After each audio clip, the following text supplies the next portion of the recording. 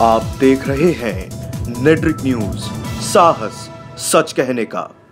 नमस्कार, मैं हूं आपके साथ प्रेरणा तलवार और आप देख रहे हैं नेट्रिक न्यूज। साल 2018 को अगर किसी चीज के लिए सबसे ज्यादा याद किया जाएगा तो वो है मी टू कैंपेन, जिसने पिछले साल न जाने कितने लोगों के करियर का भंडाधार कर दिया। मी टू की शुरुआत तो विदेशी देशों से हुई थी, लेकिन इंडिया आते ही सबसे पहले इसका कहर बॉलीवुड के मशहूर एक्टर नाना पाटेकर पर टूट पड़ा था। बॉलीवुड में अपनी सेक्सी अदाओं से सबका दिल जीतने वाली एक्ट्रेस तनुश्री दत्ता ने नाना पाटेकर पर यौन शोषण के आरोप लगाए थे, जिसके बाद मान लीजिए कि देश में मी टू ने अपना असर ऐसा दिखाया कि इसकी चपेट में सभी लोग आते चले गए, चाहे वो बॉलीवुड के हो या फिर फेमस डायरेक्टर्स हो या फिर छोटे से लेकर बड़े पर्दे के संस्कारी पिता ही क्यों ना हो। सिनेमा जगत के साथ साथ मी टू के कहर से सियासी दुनिया के बड़े नाम भी कहां बच पाए थे। पिछले साल मी टू के चलते चर्चा में आने वाले बीजेपी के पूर्व केंद्रीय मंत्री एक बार फिर से मी टू की वजह से चर्चा में आ गए हैं, लेकिन इस बार उन पर किसी ने आरोप नहीं लगाया है, बल्कि उन्होंने पीड़िता पर उल्टा आरोप लगाया है।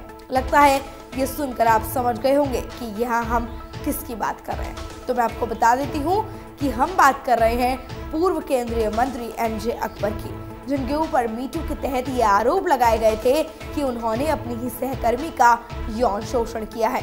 उसी केस में अब एमजे अकबर ने प्रिया रमानी पर मानहानि का केस दायर कर दिया है। पूर्व केंद्रीय मंत्री एमजे अकबर के मानहानि केस में दिल्ली की पटियाला हाउस कोर्ट ने बतौर आरोपी पत्रकार प्रिया रमानी को समन भेजा है। कोर्ट ने 25 फरवरी को अगली सुनवाई पर प्रिया रमानी को पेश होने के आदेश दिए हैं। दरअसल प्रिया रमानी ने #MeToo कैंपेन के तहत लगभग अकबर को काफी ज्यादा मीडिया की चपेट में ले दिया था, पर एक मीडिया संस्थान में काम करने के दौरान उन्होंने ये आरोप लगाया कि उन्होंने मेरा यौन शोषण किया है, जिसके बाद इन आरोपों के चलते एमजे अकबर को अपने मंत्री पद से इस्तीफा तक देना पड़ा।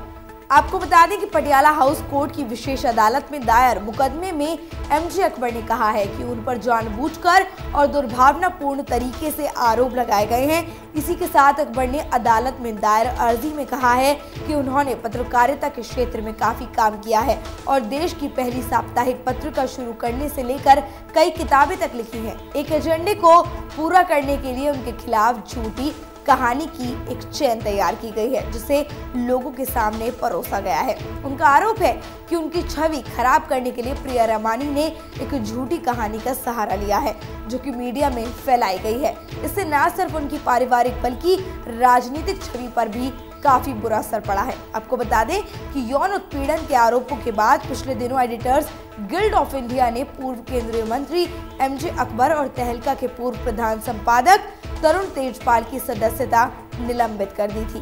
गिल्ड ने कार्यकारी समिति से इस बारे में विचार किया था कि वर्तमान में निष्क्रिय सदस्य अकबर, इसके पूर्व अध्यक्षों में से एक तेजपाल तथा वरिष्ठ पत्रकार गौतम अधिकारी पर लगे यौन उत्पीड़न के आरोपों के मद्देनजर उनके खिलाफ क्या कार्यवाही की जाए।